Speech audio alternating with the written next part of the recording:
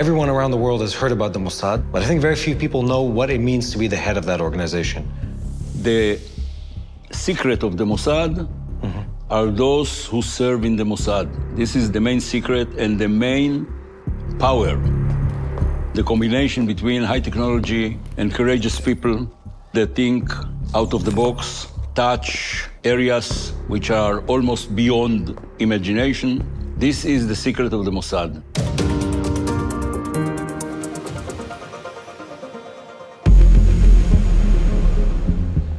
Today, I have the privilege to meet a man who has sat in the most important rooms and meetings that have shaped the destiny of Israel.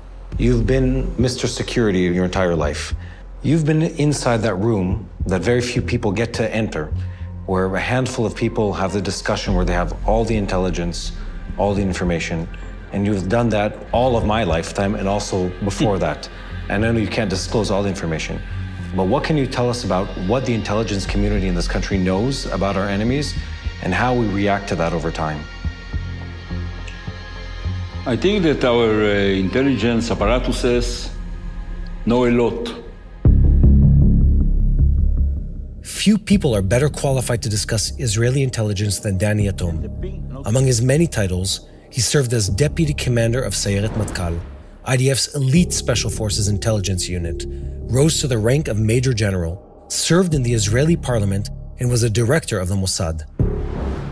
Everyone around the world has heard about the Mossad, but I think very few people know what it means to be the head of that organization.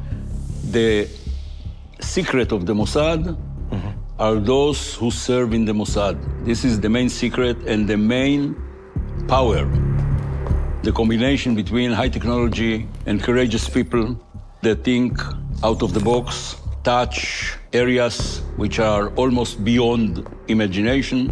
This is the secret of the Mossad. People imagine the Mossad, as you know, as the agents, James Bond, hiding in different countries. What do people not understand about an organization the type of the Mossad? In many cases, the operations that Mossad executes are, in real life, more dangerous, beyond any imagination to what we have seen in the movies of James Bond. The people in Israel and elsewhere, they are impressed because of many, many stories concerning the Mossad. Some are true and some are not true, but they do not know, really, how much they owe to the Mossad. Yatom's unique journey took him from the intensity of war rooms to the rooms of Israel's few successful peace talks. You're willing to sit down in a room with the people you fought against one generation earlier and say, for the sake of peace in this country, we're willing to give back everything we fought for, and in many of those cases, the people denied the offer.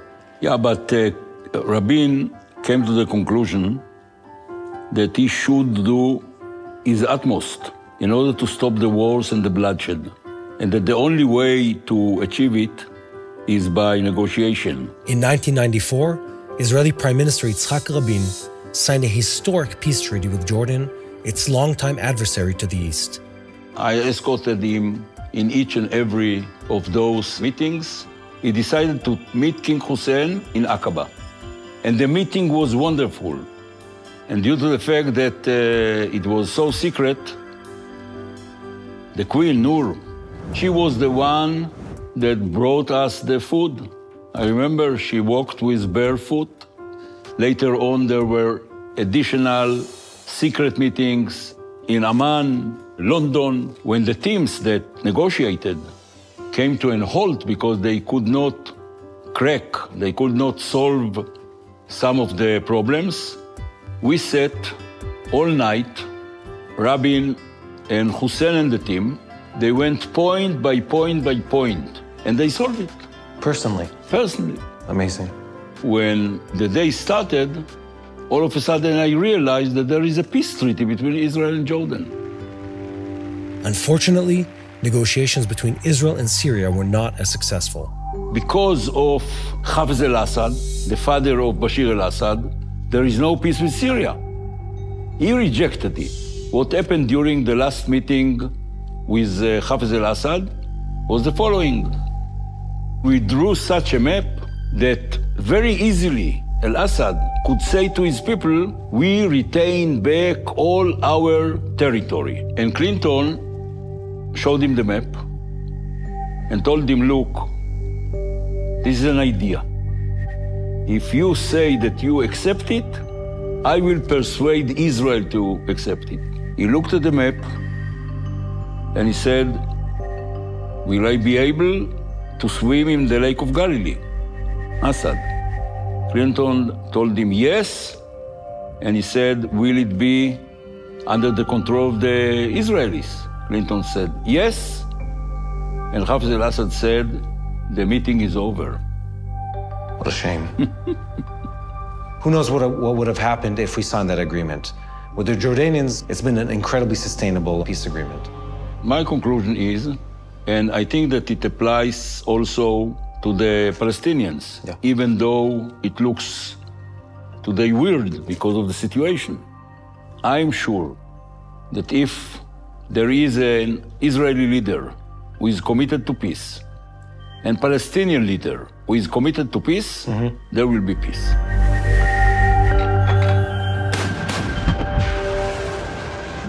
Hezbollah is a proxy, the Islamic Jihad is a proxy, the Hamas is a proxy of Iran.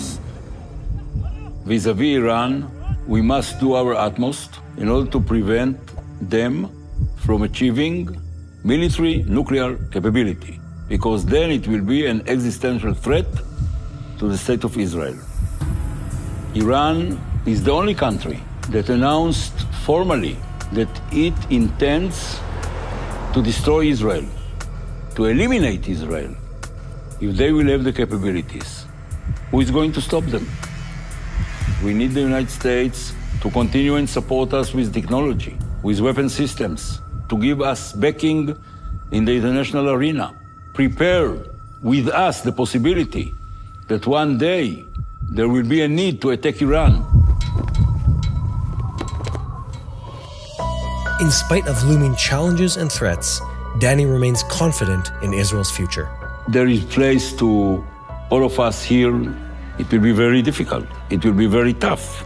But I'm sure that Israel will continue to exist forever. And we will do our utmost in order that it will be fulfilled.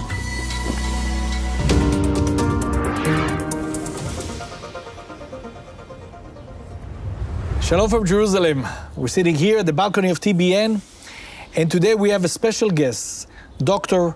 Uzi Rubin. Dr. Rubin, shalom, and welcome to our show. There's no doubt that in our neighborhoods we have people who have in their agenda a purpose to destroy Israel. Yes. Let me explain the military strategic environment that changed drastically since the establishment of Israel. Israel was established in war. Our neighbors didn't recognize, didn't agree, including the Palestinians, didn't agree with the partition plan of the United Nations. And we had to face a war.